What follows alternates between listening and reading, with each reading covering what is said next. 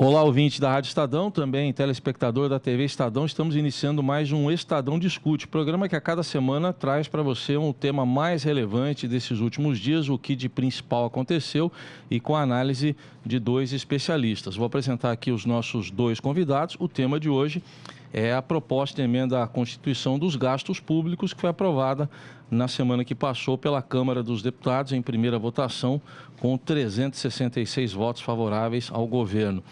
Aqui ao meu lado, Paulo Brasil, que é economista e também especialista em orçamento e finanças e conselheiro do COFECON, que é o Conselho Federal de Economia. Obrigado pela presença, Paulo. É um prazer, eu acho que é um serviço que a gente presta à nação, de verdade, estar aqui discutindo isso. Obrigado. E aqui também o Fábio Klein, que é analista de finanças públicas da Tendências Consultoria. Obrigado aqui pela presença, Fábio. Obrigado a vocês. Bom, vamos começar aqui fazendo Foi uma grande vitória do governo, né? Ele queria aprovar essa PEC e conseguiu 366 votos, precisava de 308. Qual a sua avaliação, Paulo, da eficácia dessa proposta? O que ela vai trazer de resultado? Então, é uma questão interessante a proposta, né, a PEC, porque existem basicamente três grupos que se manifestam a respeito disso, distintos. Dois grupos a favor desta aprovação e dessa vitória do governo para que tenha governabilidade. E um grupo totalmente contrário, né? Existem posições totalmente contrárias àquilo que foi proposto, ao texto, a todas as colocações que foram feitas, as imposições que foram feitas. E no grupo a favor você tem um grupo mais moderado, um grupo que entende que do jeito que foi aprovado é uma questão que é extremamente importante, e tem um grupo que acha que algumas coisas precisam ainda ser avaliadas.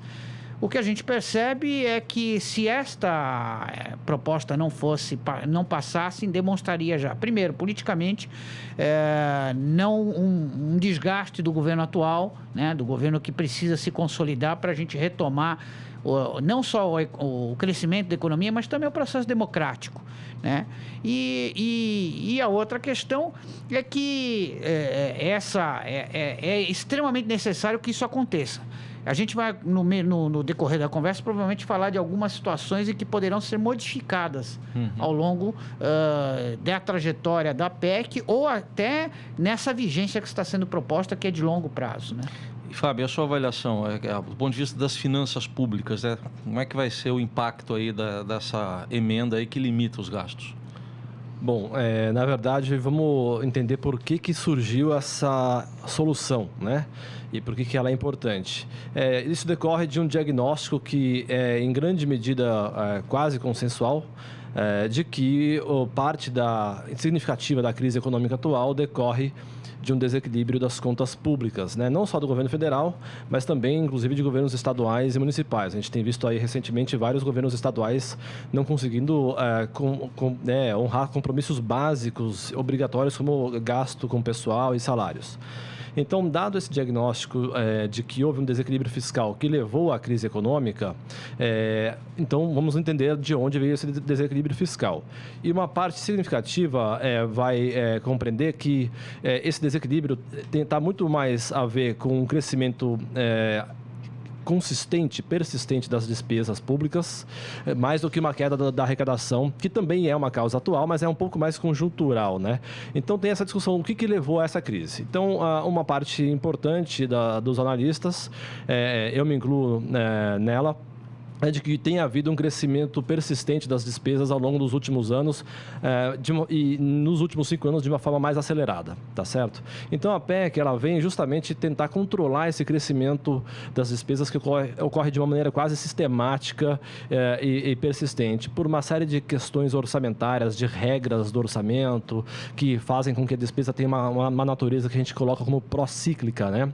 Depois a gente pode debater um pouco isso. Ela cresce e não tem jeito dela retrair com facilidade. Tem parte do orçamento que é muito engessada, então o governo não consegue cortar. A PEC vem tentar resolver esse problema do gasto, colocando uma regra muito simples, que é falar o seguinte: o gasto não pode, a cada ano, crescer mais do que a inflação do ano anterior, né? Isso significa o quê? Que ao longo dos anos, a despesa pública federal, né, a PEC ela só vale para o governo federal, pelo menos por enquanto, essa despesa pública nos próximos anos não vai ter o crescimento crescimento acima da inflação. E à medida que o PIB, a economia, vai recuperando a sua atividade, o que significa isso? Que ao longo dos próximos anos, a economia vai crescendo, a receita do governo vai acompanhando esse crescimento, porque a receita ela é muito ligada à atividade econômica, enquanto a despesa, por estar travado o crescimento real da despesa, ela só pode crescer em termos nominais conforme a inflação passada, e a inflação vai reduzindo nos próximos anos, o percentual da despesa do governo federal em relação ao PIB vai diminuindo, né? Hoje, atualmente, está em 20%, a ideia é que se diminua para algo como 17%, 16% nos próximos 10 anos aí por aí. Com isso, você abre um espaço para gerar o resultado fiscal positivo, porque as receitas vão começar a ganhar força novamente, enquanto a despesa vai ficando menor em relação ao PIB. E isso permite, então, gerar um saldo positivo ao final do ano, né? Como se fosse fechar a conta no azul. E isso permite, então, ter recursos para honrar uma outra conta cara, que é a conta da dívida pública, que cresce exponencialmente por causa do desequilíbrio fiscal, né? Quanto mais fluxos negativos, né? Cada ano você fecha negativo, a dívida aumenta. E os juros aumentam altos, junto, e aí você tem uma perspectiva de risco inflacionário e assim por diante. Então, o foco, na verdade, é justamente criar uma regra que permita com que essa dívida crescente se estabilize e caia lá na frente. Então, é daí que nasce a regra da PEC do gasto, tentando controlar esse gasto ao longo dos próximos anos, gerando esse resultado positivo de primário, e aí tendo capacidade de honrar essa dívida. Até por isso que o Fábio falou, né, Paulo? Quer dizer, não é uma ponta só, né? Não. São várias pontas. Não, é interessante. Tem algumas coisas que é importante frisar para a gente que acompanha o orçamento de finanças públicas há muito tempo, né? Primeiro, a lei que estabelece o regramento de direito financeiro é a Lei 4.320. Ela é de 1964. Há um projeto que está tramitando há anos no Congresso Nacional para a revisão da Lei 4.320. Embora esta lei, sendo de 64, ela ainda atende e tem lá uma série de observações no seu texto que, se fossem aplicadas corretamente por gestores que fossem responsáveis, talvez não estaríamos nessa situação. Passado o momento em que houve a nova gestão, e aí a gente vai ter que falar, infelizmente, a gente não gosta de citar, mas na gestão Fernando Henrique, quando houve o plano cruzado, e em que o aspecto da hiperinflação era aquilo que corroía toda a economia, né? O advento da lei de responsabilidade fiscal veio acrescentar à Lei 4.320 uma série de mecanismos que são esses que nós esperamos agora com a PEC. Quer dizer, nós estamos recorrendo novamente a instrumentos legais, porque o gestor público não faz a sua lição de casa. A lei de responsabilidade fiscal, uma série de itens que são colocados na PEC, eu estava avaliando aqui, elas estão previstas tanto na lei 4.320 como na lei de responsabilidade fiscal, inclusive na lei de responsabilidade fiscal acompanhada da lei de crimes fiscais, a qual levou à situação do afastamento da ex-presidente da República. Então, essas questões todas, elas envolvem não só a obrigatoriedade, né, evidentemente que a PEC tem a sua importância, né, mas também da responsabilidade do gestor público. Né? E como o Fábio colocou muito bem, a PEC ela tem uma relação muito direta com o governo federal. Né? Mas a sociedade, ela tem mais 3 esferas de governo, que é importantíssima. Por exemplo, quando se fala muito na questão da saúde, da educação e da segurança pública, são atividades que são precípuas do governo estadual.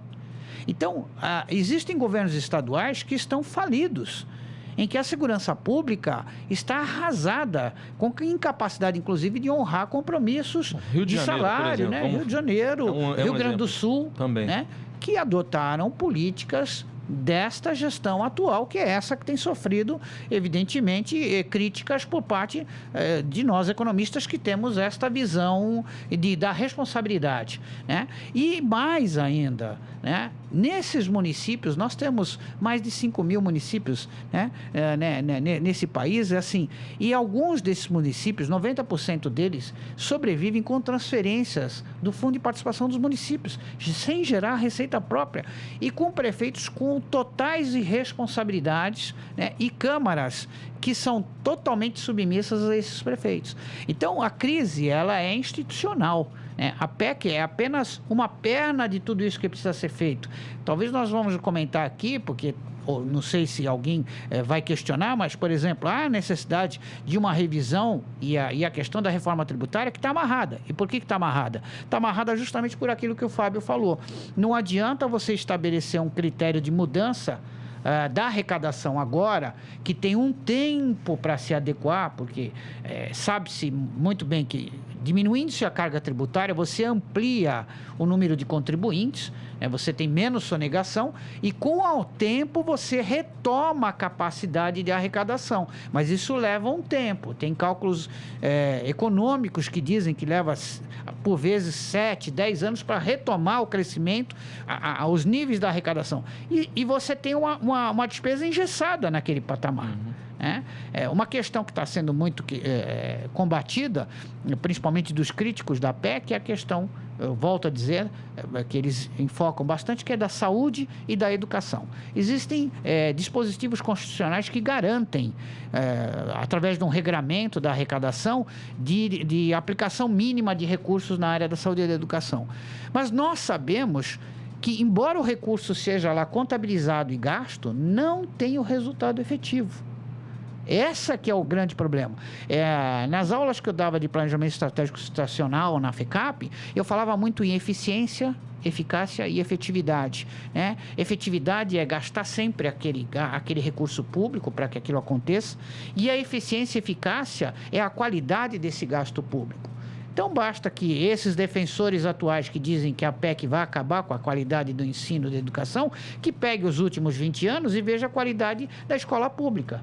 Se com os recursos destinados para lá, houve essa qualidade. Então, agregado a tudo isso, provavelmente nós vamos ter um trabalho muito intenso dos tribunais de contas, das controladorias gerais e deveríamos ter, espero que isso aconteça, de fiscalização da sociedade, que tem nos seus representantes no legislativo essa incumbência que não é cumprida. Deixa eu pegar esse gancho para passar para o Fábio, até porque essa semana, até na semana que passou, a gente entrevistou aqui na Rádio Estadão o ministro da Saúde, o Ricardo Barros, e ele disse que, historicamente, a saúde não fica com o valor mínimo que está previsto no orçamento, fora as emendas parlamentares que vão para a saúde, mas como o Paulo falou, não é só a quantidade, é a qualidade do gasto.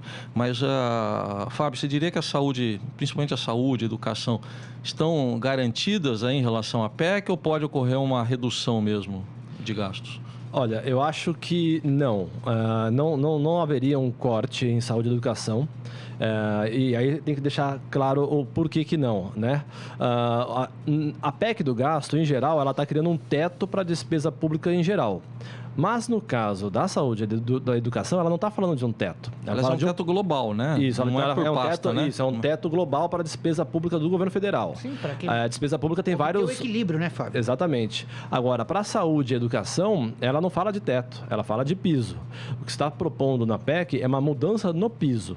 E que mudança é essa? Hoje, o piso para a saúde e educação, como o Paulo já colocou, é um percentual mínimo da receita líquida de impostos, contribuições do governo federal. Então, no caso da educação, por exemplo, hoje 18% dos impostos líquidos do governo federal necessariamente tem que ser aplicados em educação, já deduzindo as transferências que a União faz para estados e municípios, por exemplo, aportes do Fundeb, salário educação, uma série de itens que são transferências de recursos que não ficam com a União, vão para os estados e municípios, então viram receita para esses entes aplicarem seus percentuais mínimos em educação, e aí aquilo que sobra a União tem que gastar 18% do seu recurso líquido em educação.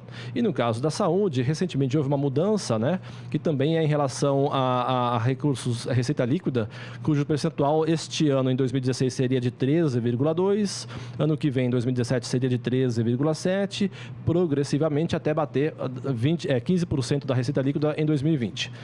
Essa é a regra atual. Eu queria só que a PEC, só para finalizar, explicar para o pessoal como é que a regra ficaria. Então, sairia a regra atual, que é um percentual mínimo aplicado sobre receita, e passaria a ter uma regra que seria igual para as demais despesas. É olhar a inflação passada e aplicar isso como o mínimo, não como teto para a educação e saúde. Ou seja, nada impede que os parlamentares, anualmente, na execução e discussão do orçamento, apliquem recursos superiores a esse novo mínimo que é baseado na inflação. Inclusive aplicando as regras atuais, do tipo, vamos manter os 15% para a saúde ou os 18% para a educação, nada impede.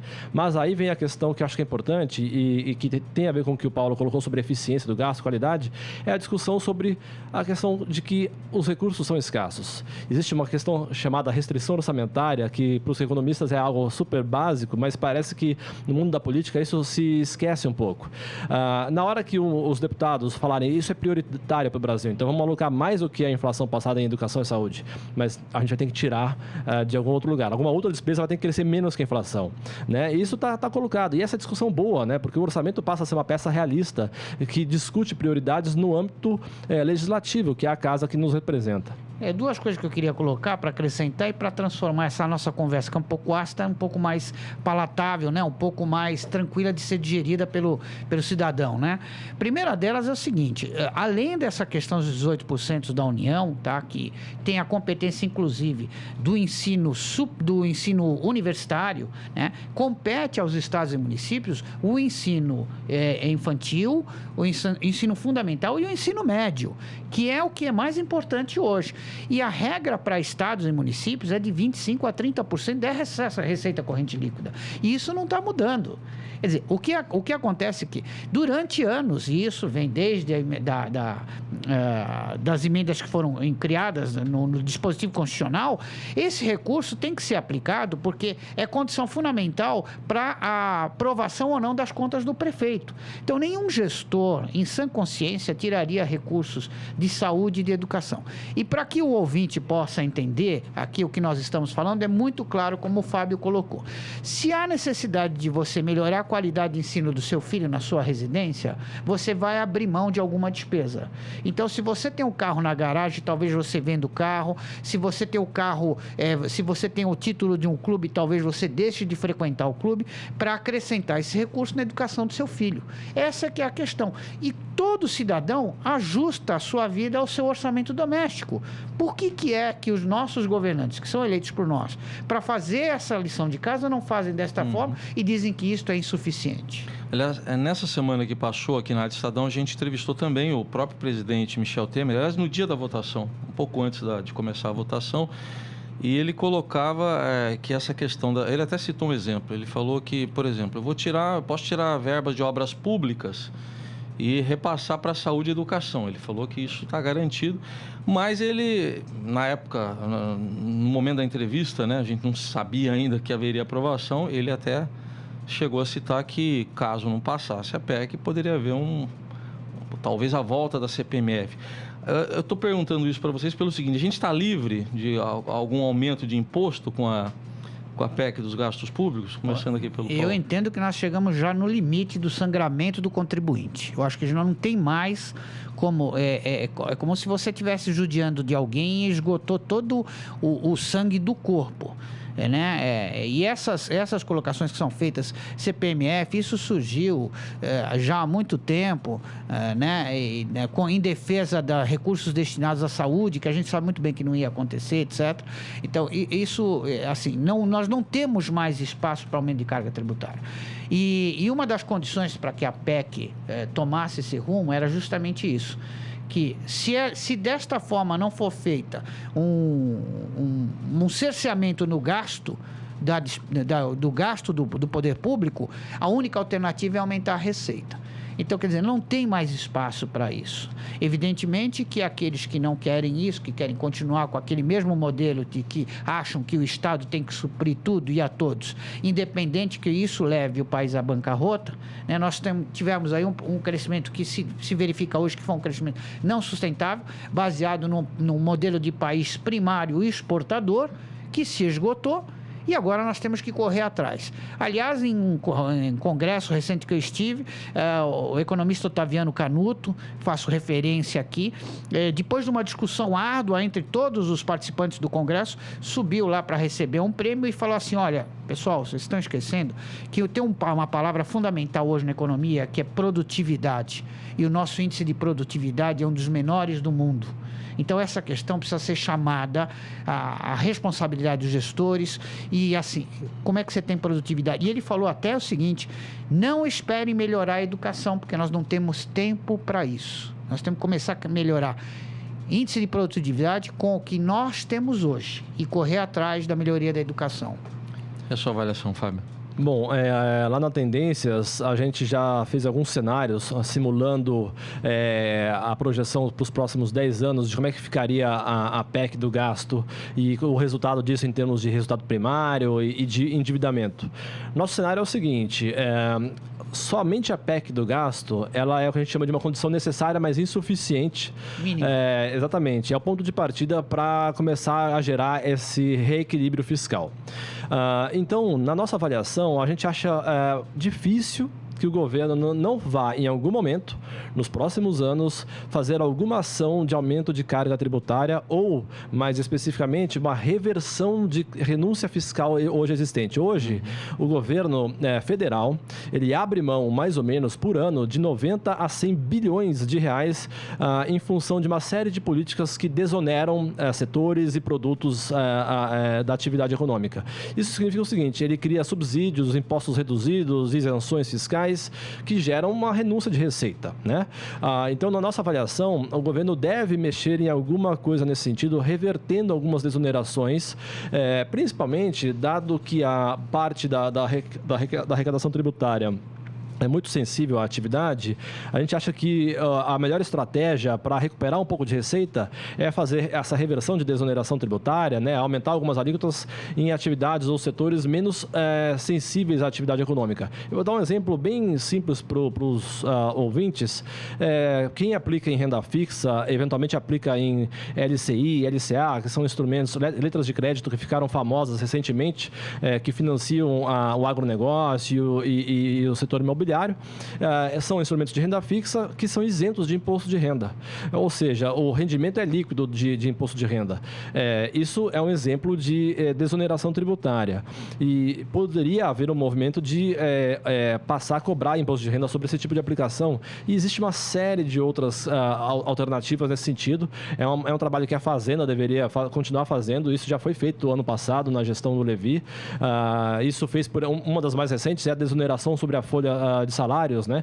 Que houve um aumento das alíquotas que incidem sobre o faturamento, que substituiu a incidência sobre a folha de salários. Isso já tem gerado uma recuperação de receita da ordem de 10 bilhões. Então, na nossa avaliação é de que deve haver algum movimento nesse sentido. Vocês estão falando os dois aqui, acho que de um cano, uma tubulação que tem um monte de vazamentos, então, pelo jeito aí. Não, é interessante porque eu só ia acrescentar o que o Fábio está colocando, que é o seguinte: primeiro que isso que ele colocou já está previsto na Lei de Responsabilidade Fiscal, né? Qualquer tipo de renúncia deve ser compensada e deve ser esclarecida quando encaminhamento da peça orçamentária de qual seria a compensação. Se você renuncia em determinado tributo para favorecer, ou favorecer no sentido de ampliar que aquele segmento possa galgar no mercado e até gerar emprego, você tem que ter essa compensação.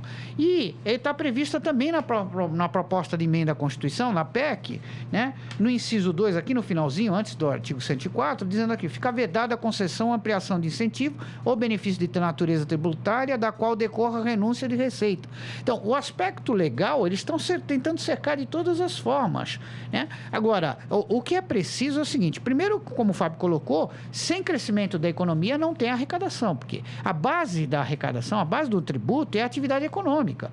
E o que nós temos ontem, os indicadores que foram divulgados pela mídia de número de desempregados é assustador. É assustador. Para que o ouvinte tenha ideia do que nós estamos falando de 12 milhões de pessoas desempregadas. Ouvinte, para que você tenha uma ideia, isso é a população da cidade de São Paulo. Imagina uma cidade, a quarta maior cidade do mundo, todos desempregados. É isso para que é por isso que eu costumo usar esses elementos mais sensíveis e mais fáceis do ouvinte poder analisar. Então, imagina a cidade inteira desempregada. É isso que acontece no país hoje. E o pior, o maior percentual desses desempregados são dos jovens, que é aqueles que precisam gerar, que ter produtividade para arrecadar, para que possam pagar os seus impostos e possam pagar a contribuição previdenciária para que os nossos idosos, do quais eu e o Fábio chegaremos daqui a um tempo, e você também, né, possamos ter um mínimo de dignidade. Agora, tem que fazer, no mínimo, conta aritmética. Essa limitação por 20 anos, esse prazo é o adequado? Que o próprio presidente Temer agora já está dizendo aí, depois vieram dizer que foi em tese, que foi hipotético o exemplo, né? Mas que poderia em 5, 6 anos afrouxar. Eu gostaria de pegar um gancho só para deixar claro uma situação. Essa é uma das discussões que tem dos 3 grupos que eu consigo identificar, que é um grupo frontalmente contrário à PEC, né? Um grupo que acha que a PEC tem que ser implementada literalmente como foi proposta, e o outro que entende, inclusive, essa questão dos prazos que devem ser discutidas. E eu gostaria de tomar a liberdade para fazer só uma ressalva. Eu sou conselheiro do Conselho Federal de Economia e justamente no COFECOM existem posições muito distintas a respeito disso. E eu sou crítico de quando há uma situação lá em que um dos conselheiros fala como se fosse o pensamento do COFECOM. Então, eu só estou pegando esse espaço aqui, porque como eu sou crítico dessa situação, eu acho que o ambiente democrático tem que ser visto dessa forma. Essa é uma posição do Paulo Brasil, conselheiro do Conselho Federal de Economia, que é diferente exatamente dos demais colegas. Muito obrigado pela oportunidade de esclarecer isso.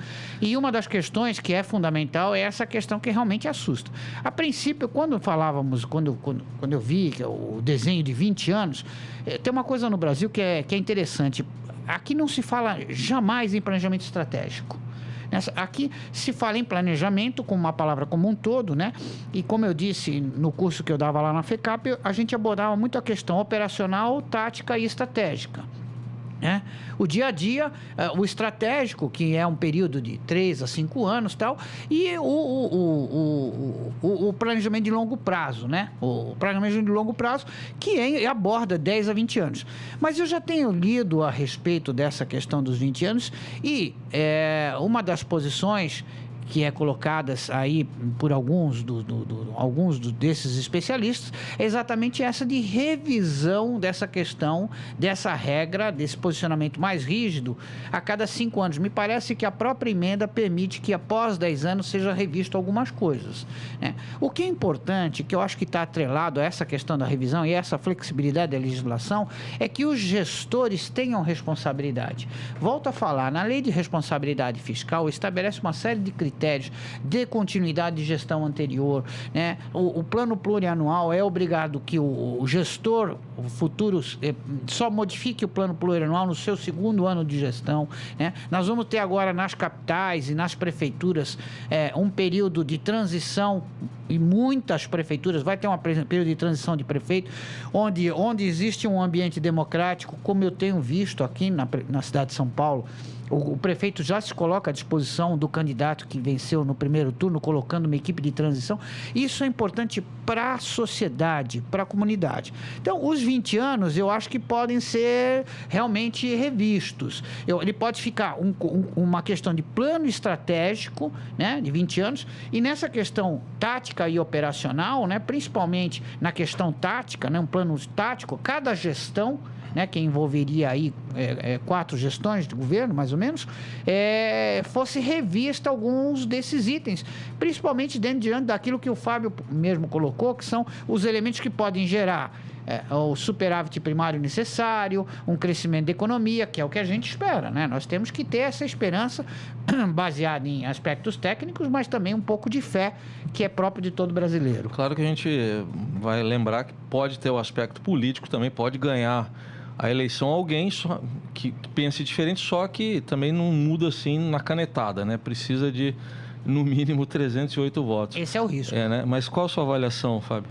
Bom, minha avaliação em primeiro lugar, eu acho que essa ideia de ter um ponto de revisão nos próximos 10 anos, mas nesses próximos 10 anos ficar uma regra estável que não sofra justamente, inclusive, dessa questão que você colocou de uma interferência política muito grande, eu acho fundamental. Por que eu acho isso? Nas nossas simulações, só a PEC do gasto, sem medidas adicionais, complementares, ou de arrecadação adicional, ou de cortes mais fortes em despesas, o fato é que a reversão da curva da dívida bruta, que só cresce, vai acontecer em 10 anos. É exatamente em 2026, no nosso cenário, que ocorreria o primeiro movimento da dívida bruta, que hoje está quase 70% do PIB, ou seja, o governo é como se fosse uma família que, da renda que essa família toda gera, 70% dessa renda está comprometida com dívida. Essa é a realidade. E nos próximos 10 anos, com a PEC aprovada, essa dívida vai estar em 96% do PIB. Ou seja, quase 100% da renda vai estar, é o tamanho da dívida. Então, 10 anos, eu diria, é o prazo mínimo para a vigência dessa PEC sem nenhuma interferência política. E eu ainda adicionaria que, ao longo desses próximos 10 anos, questões adicionais deverão ser tomadas, medidas fiscais adicionais para tentar acelerar esse processo de geração de resultados primários que torne a dívida reduzida num prazo mais curto. A questão dos 20 anos, depois, como revisão para cada mandato presidencial, eu achei interessante essa solução, porque garante, primeiro, uma flexibilidade lá no ponto onde começa uma melhoria de fato do endividamento, né? E dando a chance de que o gestor, na figura do mandato do presidente, passe a rever essas regras junto com o Congresso. Então, acho que ficou interessante. Então, eu nem olho muito os 20 anos, estou olhando mais os 10. Acho que esses 10 não mexíveis são importantes. E essa revisão a cada mandato presidencial garante, acho que a flexibilidade necessária para a revisão das regras. Então, na minha avaliação, eu achei bastante salutar o que está se propondo. Essas medidas complementares que o Fábio falou, vamos entrar nisso, quais seriam, por exemplo, as outras reformas, previdência, trabalhista, por aí? Não, há uma preocupação aí com relação à própria revisão do teto do gasto, né? Em questão, o que tem sido muito debatido e que tem sido colocado como chavão dessa grande discussão é a chamada recursos disponíveis à área da educação e à área da saúde, que tem sido fundamental, que toca mais a todo cidadão, né? Porque ele sente mais na pele isso, né? Realmente a gente tem o risco disso, e é bom de que se ressalte, porque nós temos visto agora, no ambiente político internacional, posições muito radicais e muito pontuais, né? Basta dizer que o que é considerado a maior democracia do mundo hoje tem duas posições distintas e totalmente posicionamentos totalmente contrários, e um desses pensamentos extremamente radical. Então, é um risco muito sério. A economia é uma ciência humana, porque embora você a todo momento se utilize de cálculo econométrico, que está muito próximo de um estudo de engenharia, ele tem um fator humano, né? Então, isso que o Fábio colocou, ele realmente é importante que nós tenhamos aqui gestores que sejam responsáveis. Então, precisa criar mecanismo de responsabilidade, porque o que a gente percebe ao longo de muitos anos é, primeiro, que nós temos um processo aqui no Brasil, na questão política, que ela não está muito voltada para a política da questão partidária, e ela é pessoal, né? Então, nós temos historicamente getulista, ademarista, malufista, são os termos que se usou até agora, né? Então, quer dizer, essa situação ela é complicada, porque o que me parece é que alguns projetos são pessoais, né? Então falta responsabilidade para esses gestores.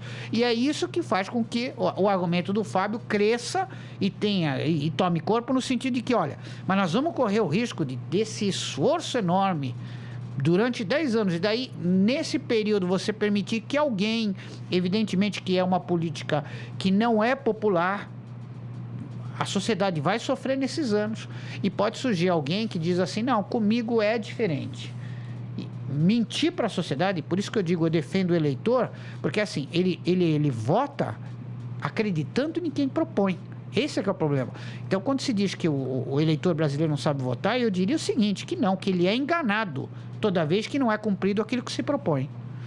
Bom, vamos entrar um pouco agora no que muita gente está esperando, né, Fábio e Paulo? Retomada do crescimento, do emprego, inflação mais baixa, juros mais baixos. Dá para a gente projetar isso? Que cenários vocês fazem lá na Tendências, Fábio? Começando por você. Bom, começando do começo, né? Então, esse ano a gente está com uma previsão de queda, assim como a maioria dos analistas. Não tenha dúvida de que a gente vai ter uma queda aí da ordem de 3%, 3,1% do PIB, mas um início de recuperação, ou falando melhor, uma estabilidade da queda no quarto trimestre deste ano, começando um movimento de melhoria gradual em 2017. Claro que a queda da inflação também é um fator que ajuda muito nesse processo. Porque com uma inflação mais baixa, naturalmente você começa a retomar consumo, o poder de renda vai recuperando, né, poder de compra e assim por diante. Em relação ao mercado de trabalho, que é sempre a última variável do ajuste econômico. Por quê? Um empregador, não é, um empresário, uma empresa, primeiro, ela não quer mandar embora as pessoas. Por quê? Primeiro, ela teve um custo para contratar os trabalhadores, ela teve um custo para treiná-los.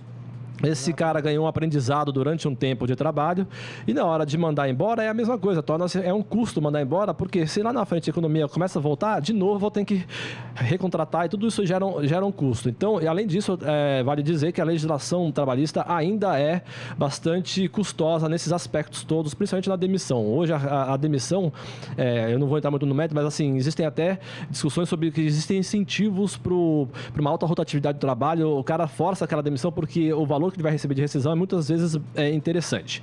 Então, para uma mão de obra de serviços que é menos qualificada, que faz mais bicos, vamos colocar assim, às vezes acontece esse movimento que impede que, inclusive, a empresa aposte naquele trabalhador, invista e capacite esse trabalhador e assim por diante.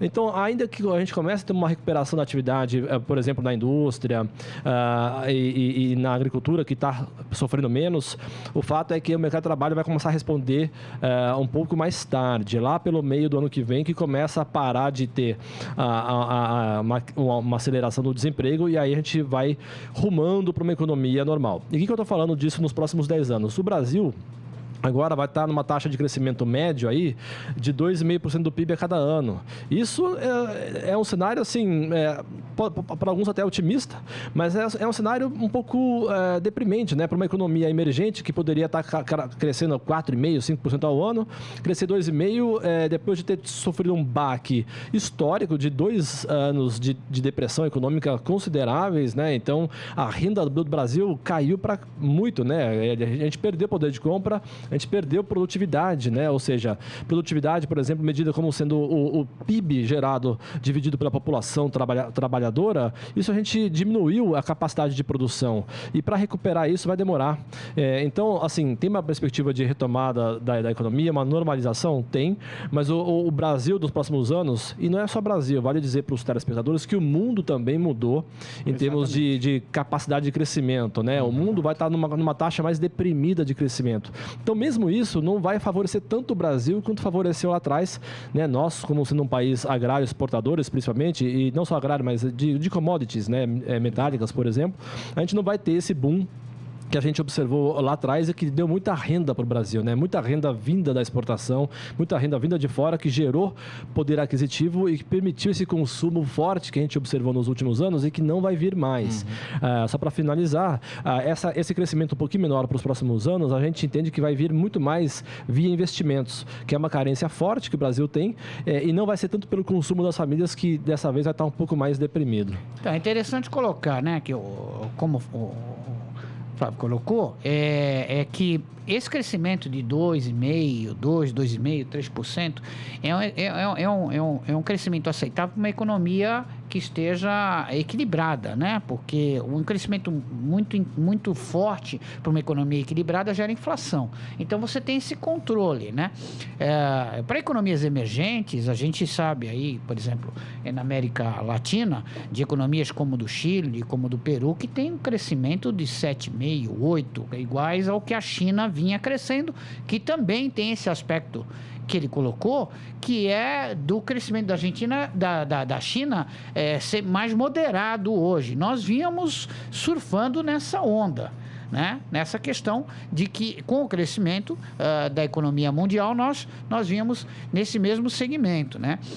A questão da mão de obra, hoje é interessante, não só existe essa situação que ele colocou daqueles que buscam ser dispensado porque a remuneração decorrente, que é decorrente da ação trabalhista, né, lhe favorece por alguns meses, pagam algumas dívidas, mas existe também o inverso. Há colocações dizendo que o desemprego hoje talvez não seja tão grande como poderia ser em função de cálculos econômicos que as empresas estão fazendo para não demitir o funcionário. Então, agora, voltamos àquela situação. É só a PEC ou precisa vir a PEC, a reforma tributária, a reforma trabalhista e a reforma previdenciária? O que se chegou à conclusão, acho que de todos os lados, é que sim, uma reforma deste montante não passaria jamais. Então vamos paulatinamente ajeitando o país, né? Primeiro com a PEC, depois uma revisão talvez na reforma tributária, depois, antes disso, a previdenciária, que é fundamental, e depois lá na frente a trabalhista, com o objetivo de geração de emprego. Essa é que é a questão. Então, quando eu sei porque tive a oportunidade de exercer a vice-presidência de sindicatos economistas, e a grande posição, a posição dos sindicalistas é sempre nessa questão de defender a questão do trabalhador. E eu disse já em várias entrevistas que, no meu ponto de vista, cidadania é carteira de trabalho assinada. Então, se há necessidade de mudar a regra do jogo para que se gerem mais empregos, então que se mude a regra do jogo, né? É interessante, nos Estados Unidos essa relação ela é contratual, pura e simples. O indivíduo quer sair da empresa, ele chega lá e fala, olha, não estou trabalhando mais aqui, ou senão o empregador fala assim, olha, infelizmente nós não crescemos o quanto eu precisava e infelizmente o seu serviço está dispensado. E acabou, essa relação acabou, né? Evidentemente que os críticos vão dizer assim, bom, e as garantias constitucionais do trabalhador? Então, assim, o que nós vamos saber é o seguinte, nós vamos garantir absolutamente tudo que vinha sendo garantido ou nós vamos gerar emprego? Ou nós vamos viver à margem da economia com uma massa de trabalhadores na informalidade crescendo cada vez mais, uma ausência total de expectativa de criação de emprego para a geração jovem, com formação superior. Ontem mesmo vi uma reportagem na TV com 2 engenheiros e mais, o que é pior, essas pessoas com capacidade estão buscando o concurso público, que também vai terminar isso, porque está previsto na PEC, no sentido de que tem que ter um tamanho o Estado. Então, quer dizer, vai acabar a oportunidade do profissional no setor privado e também no setor público. Para onde nós vamos? Esse país precisa crescer. Quer dizer, tem essa questão, tem um custo político disso tudo, né? Lógico. Não é tão simples assim para alguém chegar lá e bancar isso, porque tem o custo político, eleitoral até para quem bancar. Agora, o que vocês estão dizendo em relação ao desemprego, pelo jeito é que vai, antes de melhorar, vai piorar ainda, então? No nosso cenário é isso. Ainda até o segundo trimestre, mais ou menos, você vai ter uma evolução do desemprego, da taxa de desocupação, né, que deve atingir algo como 13% da PEA, né, da população economicamente ativa. Quer dizer, isso é drástico. Lembrando que o Brasil, até pouco tempo atrás, estava com uma taxa de desemprego da ordem de 5%, quase pleno emprego, como a gente fala na economia. Mas lembrando que isso era porque também a economia estava vivendo um mundo artificial, né? O governo usou e abusou de mecanismos para tentar segurar uma recessão que já estava contratada por meios, inclusive, criativos e ilegais, que deu margem ao impeachment, né? Então, teve tudo isso aí. Na medida em que o próprio governo Dilma decidiu ajustar a economia no seu segundo mandato, veio com força total. Vários economistas já avisavam isso. Existia uma inflação represada artificialmente, porque o governo estava controlando preços como gasolina, energia elétrica, assim por diante, que uma vez que ele liberou esses preços, o câmbio também, que é outro preço importante, é o preço da moeda, né, vis-à-vis outras moedas, que é um preço fundamental que tem efeito inflacionário, né? Não vou entrar muito na tecnicidade, mas o câmbio foi usado como uma política de inflação, inclusive, né? Tentou se controlar o câmbio para evitar a inflação. Na hora que esses preços foram, vamos dizer, liberados para uma coisa mais normal, a inflação veio do jeito que veio e fechou em quase 11% em 2015. Agora, só para falar um ponto que acho que vale ressaltar, das reformas outras que deverão vir. É fundamental a reforma da Previdência, como o Paulo falou. E por que a reforma da Previdência, mais uma vez, depois de anos que ela entra e sai do debate, ela entrou na agenda de novo? Porque ela é a seguinte situação, a Previdência medida pelo INSS, eu estou falando. Depois a gente pode falar da Previdência Pública. Ela hoje já corresponde a um gasto da ordem de 8% do PIB. Tá? Só da previdência privada, do INSS. E essa previdência, desde 97 ou até antes, ela vem crescendo ano a ano como percentual do PIB. Então, ela estava com algo como 4 e pouco, 5% do PIB em 97, está batendo 8 agora em 2016 e vai crescer se nada for feito. Por quê? Porque a população brasileira ela está envelhecendo, né? Está mudando o perfil demográfico, né? As pessoas no Brasil se aposentam muito mais cedo do que a média internacional. Uma mulher se aposenta com 52 anos, um homem com 54 em média, e continuam trabalhando e recebendo aposentadoria.